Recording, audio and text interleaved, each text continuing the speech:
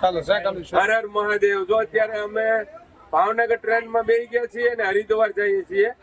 જે ઉચડી ગામના મંજીભાઈ જીણાભાઈ નાકરાણી તેની ભાગવત સપ્તાહ ત્યાં બેસાડેલી છે. તો અમે બધા જઈએ છીએ, ટ્રેનમાં બેસી ગયા, જોઈ શકો છો. જો આ ભરતભાઈ, આ આપણે ઘના બાપુ, અમારે ઝાલા જો ઘના બાપુ પેલા તો શ્યામ બાબા બધા ટ્રેનમાં બેસી જાઓ. હજી તો અમે બધા કેટલા ખાનામાં અમે બધા નોકા છે. અને આ છે જો